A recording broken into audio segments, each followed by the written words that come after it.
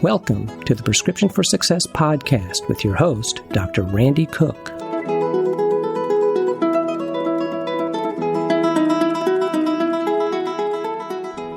Hello, everyone, and welcome to the Prescription for Success podcast. I'm Dr. Randy Cook, and I'll be your host. Before we meet our guest for today, I'd like to take just a moment to remind everyone that Prescription for Success is produced with support from MD Coaches, a professional coaching service empowering physicians and other healthcare professionals to realize a greater potential and to achieve a greater level of satisfaction in their chosen fields. Today on Prescription for Success, I'll be talking with Dr. Rick Zollinger from Charlotte, North Carolina. Dr. Zollinger did his undergraduate studies at the University of North Carolina and then went on to earn his MD in 1978 at Chicago Medical School. He did his residency training in general surgery at the Ohio State University Hospitals and then completed his training in cardiovascular and thoracic surgery at Ochsner Medical Foundation in New Orleans in 1985. After residency, Dr. Zollinger returned to North Carolina and a private practice in cardiothoracic and vascular surgery in Charlotte. After 22 years in that role, he accepted a new position at the Carolinas Wound Center, focusing on chronic wound care and hyperbaric medicine. Today, he's the newest member of the MD Coaches team as an executive physician coach. In the fall of 2019, he sat down to talk with me about his professional journey and to share his prescription for success.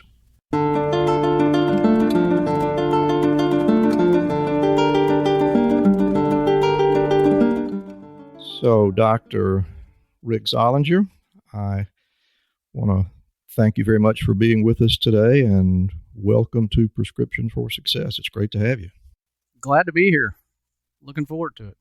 Well, I am really looking forward to this conversation, Rick. You and I go back a ways, and in spite of the fact that we've spent some time together, there's still a lot that I want to know about you, and we're gonna see if we can accomplish that today. And before we really get precisely into you, I'm sure I don't have to tell you that a great proportion of our audience tends to be physicians, and I suspect that any of those who might be listening, especially surgeons, are already asking the question, are you in any way connected with the Dr. Robert Zollinger? Would you like to fill us in on that? Sure.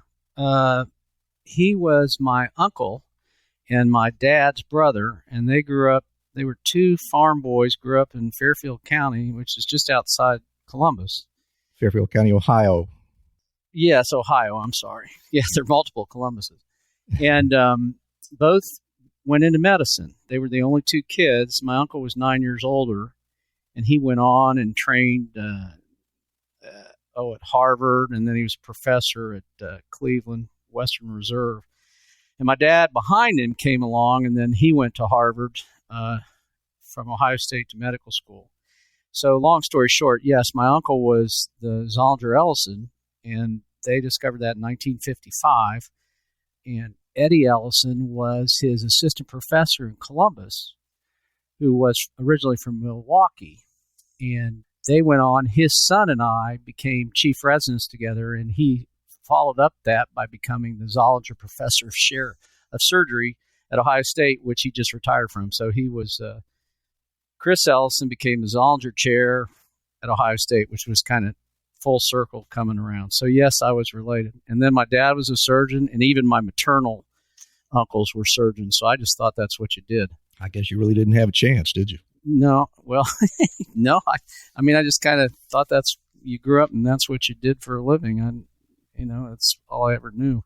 And just to make sure that our audience is up to speed, not everybody listening is a surgeon, certainly, and not even everybody listening is a physician. But the Dr. Zollinger that we're talking about is quite famous, particularly within surgical circles because he and Dr. Ellison described what is now known as the Zollinger-Ellison syndrome, which describes gastrin-secreting tumors that at the time they were thought to occur pretty much in the pancreas, but we know nowadays that they occur in other locations. And in any case, these Zollinger-Ellison tumors secrete a hormone called gastrin, and it causes acid overproduction in the stomach and leads to severe stomach ulceration. And it was really quite a mystery back in the day. And as Rick says, in 1955, they described this and reported it in the Annals of Surgery and made quite a name for themselves. And I am truly honored to be in the presence, if virtually, if not side by side, with somebody who has been side by side with the famous Dr. Robert Ellison. I'm sure you must have had the opportunity to learn some things from him from time to time. Relative. Yeah, it was a lot of fun. He interesting thing at Ohio State to this day, you get a serum gastrin on admission of every patient, just like a CDC. Is that right? Oh, hell yeah. But excuse my language. But yeah, everybody gets that. But yes, I learned he raised roses in his spare time. That was his passion. You never saw him out a suit or a red rose. But he was emeritus when I was a chief resident in surgery at Ohio State. And so it was about my last month of surgery, and I'll tell you a quick story. So he had a patient admitted on Friday night who had Crohn's disease, and the intern admitted her and said, well, you need to see her on Saturday. So junior resident saw her on Saturday and said, well, you need to see her on Sunday, and I'm the chief resident. So, of course, I didn't have to operate that day, and most of the day I spent watching television.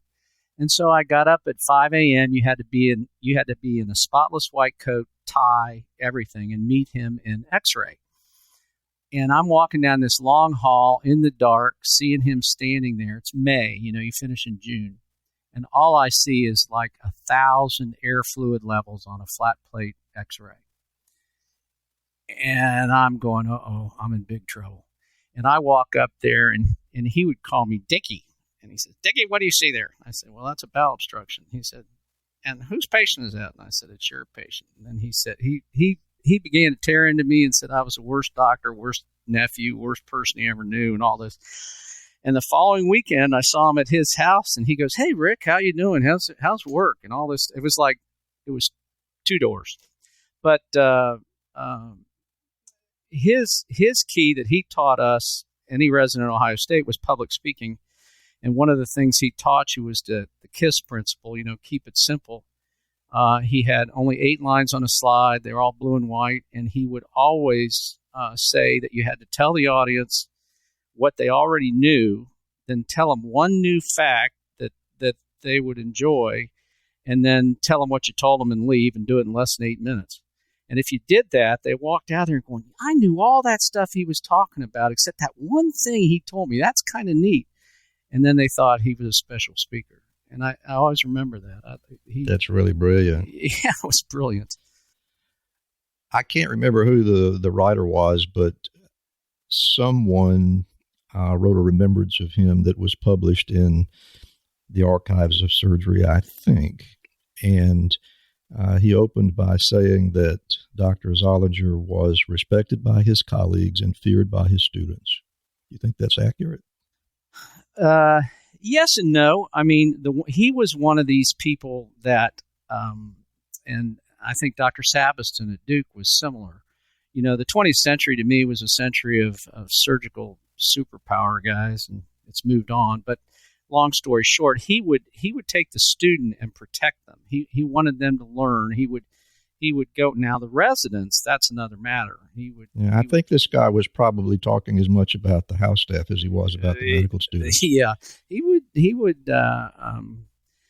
tear you a new one. But the famous story my dad used to tell about him was when he was at Cleveland, and I can't the names fly around like the Kryles and people like that. Yeah, really. But he was at Cleveland Clinic or Case Western Reserve, and the professor was walking down the hall, so he hid in the broom closet as a resident. And so that the professor knew that he was in there, so he locked the broom closet.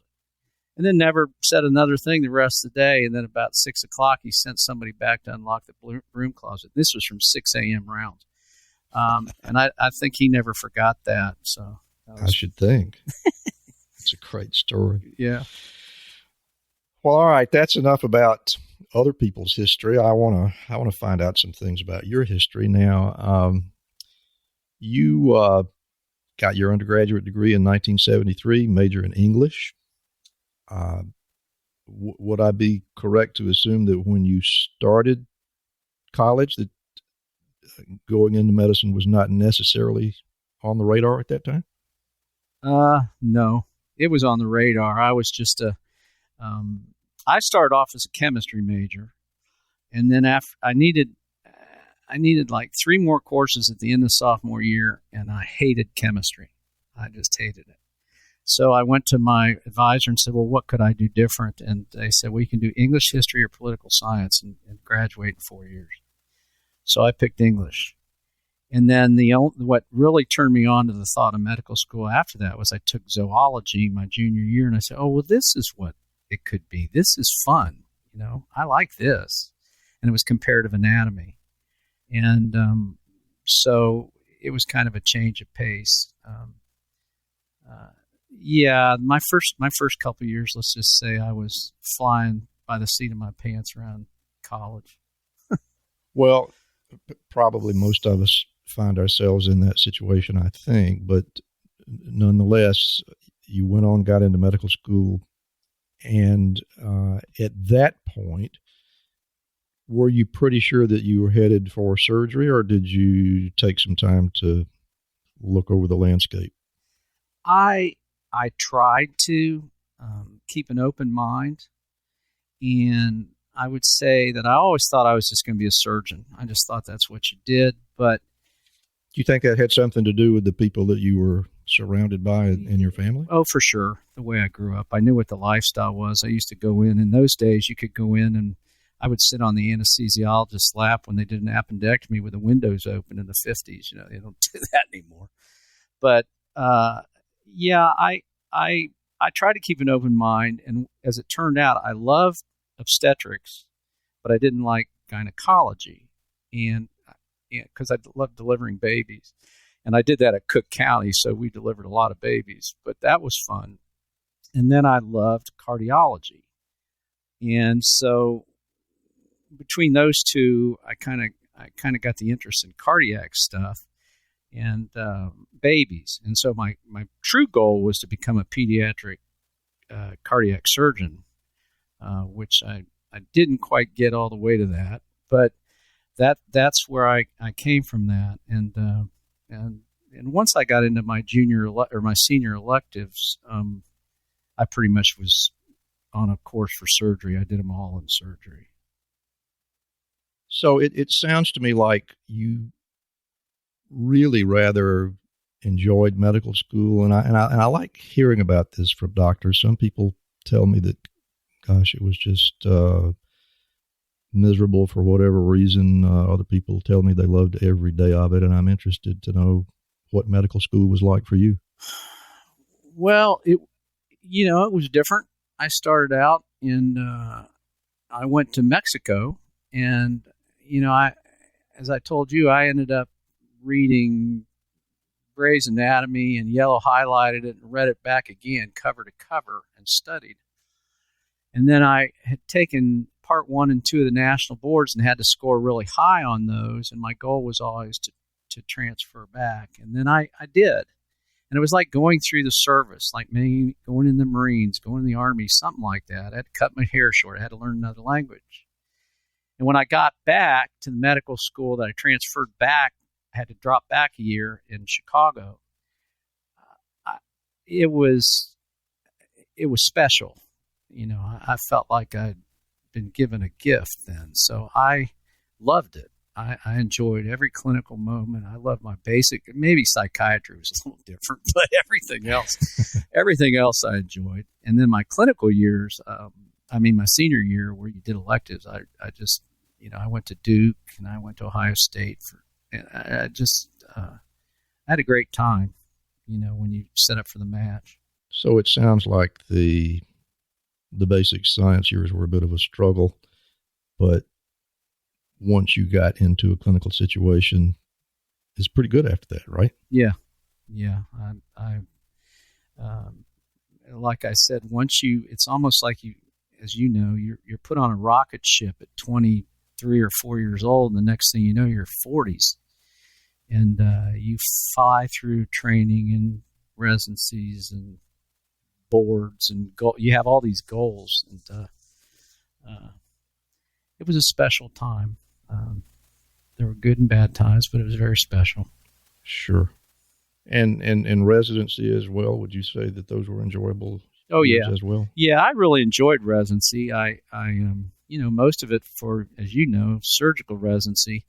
Mine was 5 years, and I'd say three quarters of it was every other night, and most of it was every third night.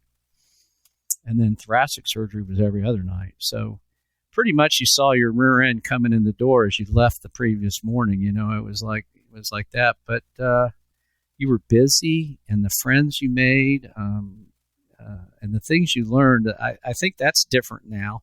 I felt like I learned more between 9 p.m. and 6 a.m. than any other time, and I don't know how the restrictions on training deal with that now, and I'm away from it. So, well, I really want you to opine about that a little bit more, because I'm really interested in hearing this. You and I did our training in an era when the notion of an 80-hour work week would have been absolutely laughable. Yes. And yet we accepted it as something that was at least instrumental and maybe absolutely necessary to get us properly trained, or at least that's the way I looked at it. So I just want to hear what you think about whether or not it was a good idea to put these arbitrary restrictions on resident work hours. What do you think? Well, I don't know. I as you, my training, I would have said was first caliber, 10 out of 10. And I, like I said, learned so much as a resident. You had the other people's backs and that kind of thing. I learned so much after hours. And I understand the concept in today's world where technology moves so quickly. I mean, for you and me, we carried a pocket book in our pocket that had all the pearls that we'd ever learned. And now the guy just pulls out his phone and probably tells you before you've left the room for the next patient. So the kids are under a lot more pressure. The knowledge moves so rapidly. You and I could get a new textbook every 5 years. Now they could get a new textbook every 6 months. And so I get that. And there's a stress for having a more balanced lifestyle. But friends I have that are teachers now feel like they're not getting as many qualified people that want to be surgeons, and maybe that's a change in medicine anyways as we go through more non-invasive kinds of therapies or less invasive, and so that's a good thing for us as patients. But from a surgical perspective, I'm not sure. The surgeons that train surgeons now feel like maybe some of them don't have as good a quality of hands-on abilities because they're just never inside of a cavity here and there to learn. So while I sound like an old man saying that way of teaching, I still think that there's some benefit to those things you learn on a Saturday night and on Christmas Eve or New Year's Eve that you don't learn any other place. Well, it appears to me, and again, I'll be interested in your reaction to this. It appears to me that because of the evolution of how medicine is practiced, there certainly still remains those specialties where being available at all times is necessary. Trauma surgery, for example, would be one of those, and there are others. But on the other hand, so much can be done electronically or telephonically without necessarily being at the bedside because of the availability of sophisticated monitoring that could give us information over the telephone that we didn't have back in the 1970s. That has unquestionably changed things. So I can see where perhaps there is no necessity to have people in the hospital all night, every other night. But on the other hand, there are some things in order to gain the breadth of experience that can only be gained by at least spending some time in those environments, those emergency, more urgent care environments. I mean, I gained a lot by spending a month delivering babies, although I never intended to be an obstetrician. So for me, the experience that you gain and the wisdom that you gain by having some training in those emergency situations is kind of important. So, well, and to me, especially like when you speak about obstetricians or obstetrics, the key to that too was I learned as much from the let's just call them battle axe, well-worn nurses that took care of me as a young surgeon in the pediatric hospital or the ICUs. They had your back, and I learned as much from some of those.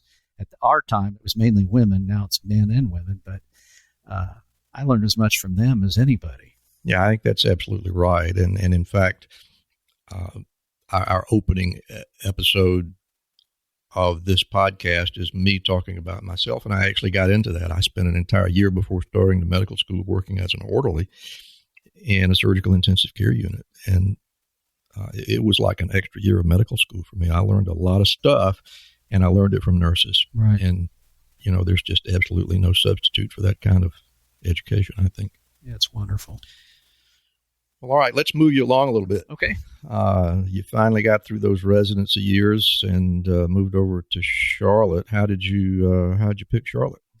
Well, when I was a surgical resident, fourth year, I rotated through cardiothoracic at Ohio State, and the guy who was from Akron, who was the chief resident, I became friends with.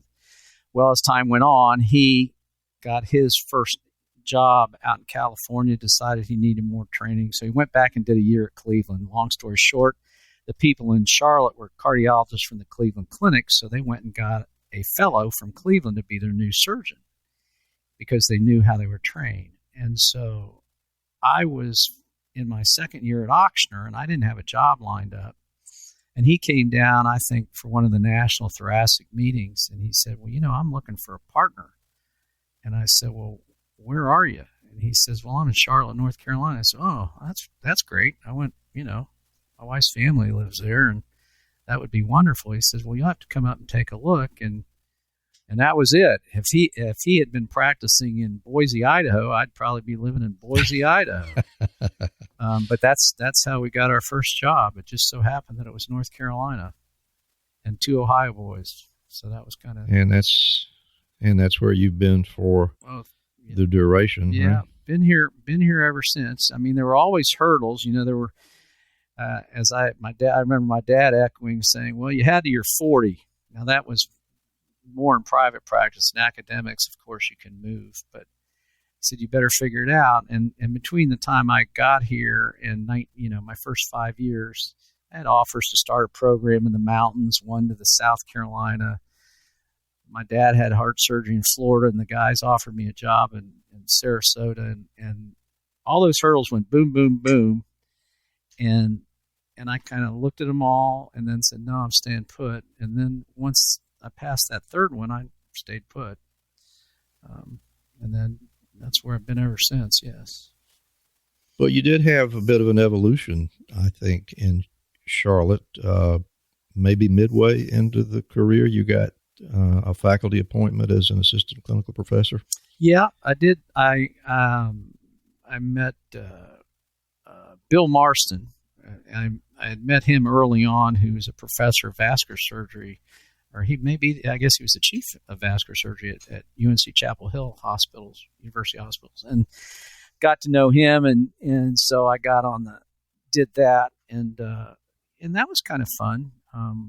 Now, how did that work for you? Were they rotating house staff to Charlotte, or? No, at that Charlotte only in the recent 10 years has developed that academic field, although we don't have a medical school. And so we would see more medical students, but we never had house staff. So I didn't get that experience, and that's one of the things I wish I had gotten to do if I could go back in time. But I bet working with the medical students must have been. No, it was fun. Yeah, I think working with the young people always, if I had to do over again, they're always excited.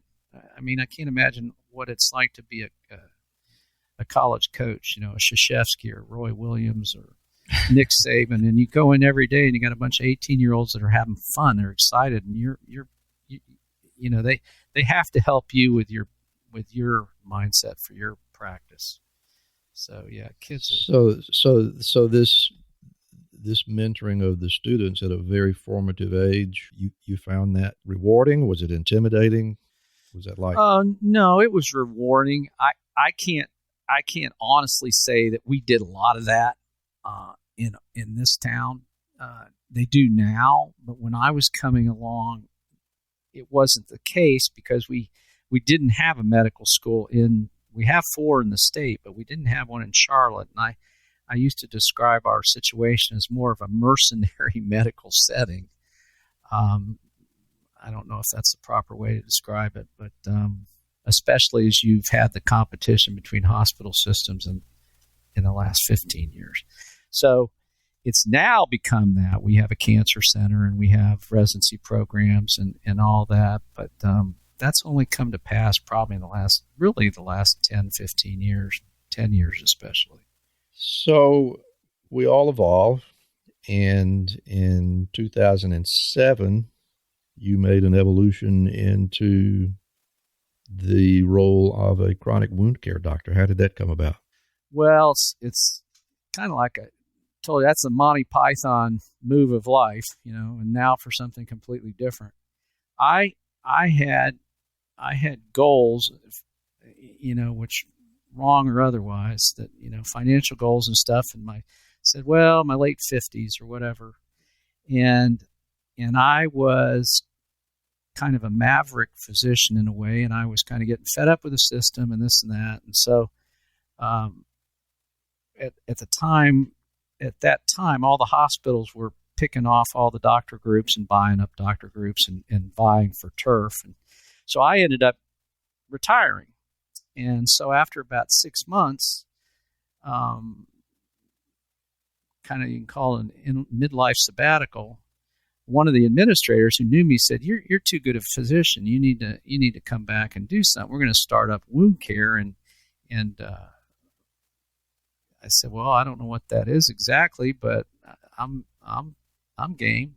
So I got in full bore, helped the system set up their first wound care center and hyperbaric medicine, which you know about. And can I just ask you before you? And I really do hate to interrupt, but I'm interested. When you made that move into wound care, did you go in thinking that you probably knew a great deal about how wounds healed, only to find out that things had changed a bit since you were in medical school? Oh, totally. I was totally naive. It was, when I came through, hyperalimentation and wounds were the process of plastic surgery. And, they did some split thickness skin grafts and we got exposed to that. But we thought you sewed it up and sent them home, that was how you dealt with a wound. I didn't even know there existed a chronic wound, so to speak. And I think that's one of the eye-openers when you first get into wound care. In surgery, if somebody has a ruptured appendix, you say, okay, you got to have this out or you're going to get real sick or you could die. And you really don't have any choice. So I'll see you in the operating room in an hour. Let's go. Well, wound care, there's a negotiating process, and you have to learn that the people deal with a lot of problems, and they've had these wounds for a long time. And yeah, I had no earthly idea how complicated it really was, and what a big problem. Yeah, I had the feeling that an entirely new discipline of biochemistry had been invented. Oh yeah. The physiology of a healing wound was understood in a way that just wasn't when I graduated from medical school. So it was you found it was a bit of a challenge to feel that you'd reached a level of competence? Yeah, but it was also exciting and fun because, and the way I would explain this to any young physician was, I got to do something where it wasn't just other peers that did what I did. I mean, there were internists, and there were infectious disease doctors, and there were emergency room doctors, and there were general surgeons, vascular surgeons, cardiac surgeons, all doing wound care. And you could come together and talk about some complicated problem from all these different perspectives, family practice, and it was wonderful. I've really enjoyed that as much as anything because it made me feel more a part of medicine than I felt in my cocoon of cardiac stuff. I had exactly the same reaction. It was, as surgeons, we would see a patient, operate on a patient, and within about 90 days, they went away because you had done all you could do and they didn't need you anymore. But these people with persistent wounds, as you know, you would see them often weekly, sometimes multiple times a week. And it gave me a new perspective on the physician-patient relationship that I had not really experienced before. And it was really rewarding. And what I'm hearing here is that you had somewhat the same experience. Yes. I mean, my favorite story is when I first got into it. And, we'd all learned about hyperbarics, and we were going to close every wound in 3 months and da-da-da. And I had a patient who came in on their little go-kart, and he would come in and he had this awful foot wound, his whole foot. And I was going to heal him up. And, after about 2 months, I said, well, you're just not doing all the things I'm saying to you. And I realized it came to light that, he went to dialysis 3 days a week, went to his infectious disease doctor twice a week, went to his internist once a week, went to his diabetic doctor, and his entire life was getting on the public bus system and going to the doctor. And I thought, get a grip. You have to put on this man's hat and shoes and help him. And so that was the first time I learned, well, some of this is palliative, meaning some of it you just have to help the patients and be there for them and help them get through life, but you're not curing everything. And that was a real eye-opener for me. That was to be able to bring myself to go, oh, okay, you need to bring a little bit of more of your minister hat to work. You need to help people in other ways besides just fix it. So I enjoyed that once I learned the lesson. Once that I came to grips with that with this gentleman, we did great. I mean, I basically just kept his wounds clean, and he functioned well, and his problems from diabetes and dialysis ended up being his demise, but it wasn't from his open leg wound. So, we saw a lot of those. Every physician that I have ever encountered in the world of wound care has had exactly that same experience. It is such an eye-opener to see these patients as often as you have to, and you learn so much more about them and what their life is like, and you begin to understand that they can't go home and do all of the ideal things because they're not capable, they don't have the resources, whatever the reason might be. And it gives you an opportunity to see disease through the patient's eyes that I have never experienced before. And it sounds like that's pretty much the way it worked out for you. Well, yeah. And my classic phrase was wound care is as opposed to what I was saying earlier, wound care is you have to be willing to negotiate with the patient. And I guess internists and family practice people deal with this every day, but surgeons don't. So it was a new hat, a good experience. Well, Rick, I have really enjoyed getting caught up with you on things. I think our listeners are going to enjoy hearing what you've had to say about life up to this point. But what I would like to do at this stage is my favorite part of the program, and that is to give you an opportunity to share with us your prescription for success. So I'm going to give you the floor, and we'll all sit quietly while Dr. Rick Zollinger offers us his prescription for success. Well, there are many points that I could make. One of the most key partners, especially to a surgeon's success, of course, is his life partner, and my wife or that person who helps raise the family is extremely important. I would say it's important to stay involved with the youth. I would love to go back and have been a better teacher or coach for young physicians. And I remember my dad, one of my favorite quotes is, there were two. He said, "Don't be freeze-dried," meaning he wanted you to keep up with technology. Don't be the guy who learned about laparoscopic cholecystectomies and then said, "I'm not going to do them," or whatever. Be that man who's on the forefront. So always stay educated and have fun. You need to develop multiple outlets. You can't just say, "I'm going to go play golf or tennis." You need to have some other ones. For me, I would recommend people under high-stress physicians have a sabbatical of 3 months every 5 years. That may be hard to do in private practice, but I would love to see that. Don't be a doorknob doctor. That's another one of my father's quotes to me, which was, he described the doctor, we've all seen him with the white coat, who stands at the door and the patient sits there and goes, "Oh, well, he's very busy." And the family will say, "Well, did you talk to the doctor when he came in at 6:30 this morning and ask him?" And the patient will say, "Oh, he was very busy. He was standing at the door." So I learned to always sit on the end of the bed and put my hand on the patient. Even if I was there 30 seconds, they would think I was there 10 minutes. And that made all the difference in how I took care of patients. I would say mistakes. You're going to make many mistakes in your career, and you always have to learn from them. And one of the things I know is when I lost a patient, I never went to sleep that night without knowing what I would change. I might be up till 3 a.m. sitting in the dark thinking about it, but I would always find out what I would do different.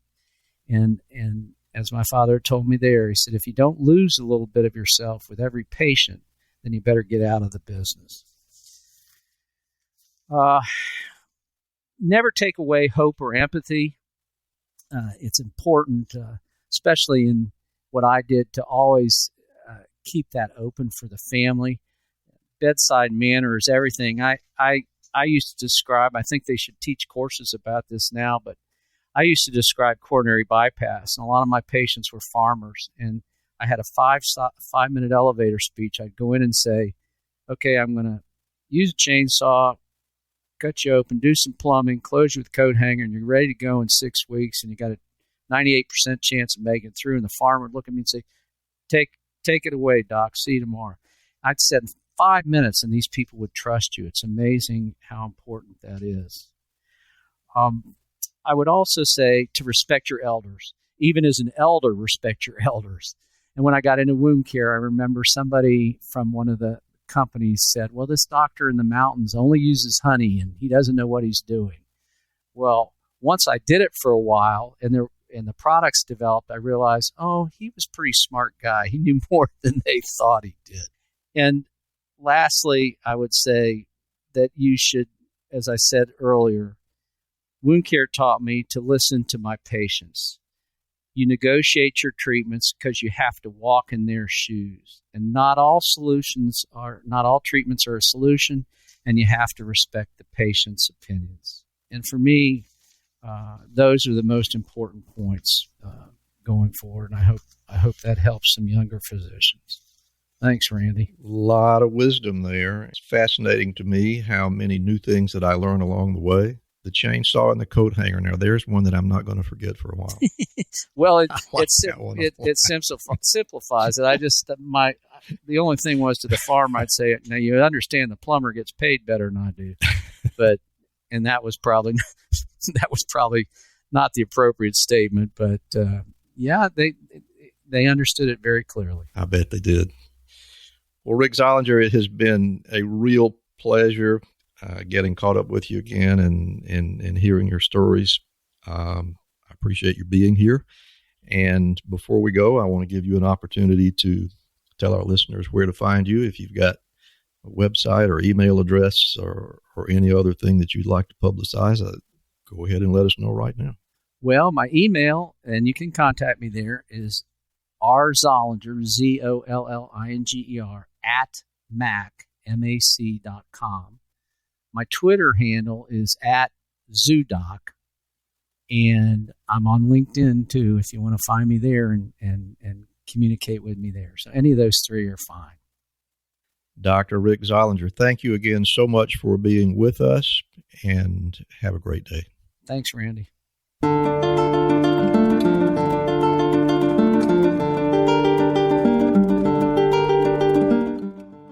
So that will wrap up another episode of Prescription for Success. Don't forget that you can subscribe to our show and find out more information about my guests by reviewing the show notes on our website at rxforsuccesspodcast.com. Also, we really enjoy getting your comments and questions. You can submit those at the website, and I'll be reading those on the air from time to time. And finally, if you'd like to help support the show and access our members-only content, you can become a patron at patreon.com/RX for Success podcast. That's patreon.com/RX for Success podcast. Thank you so much for listening today, and don't forget to fill your prescription for success with my next episode.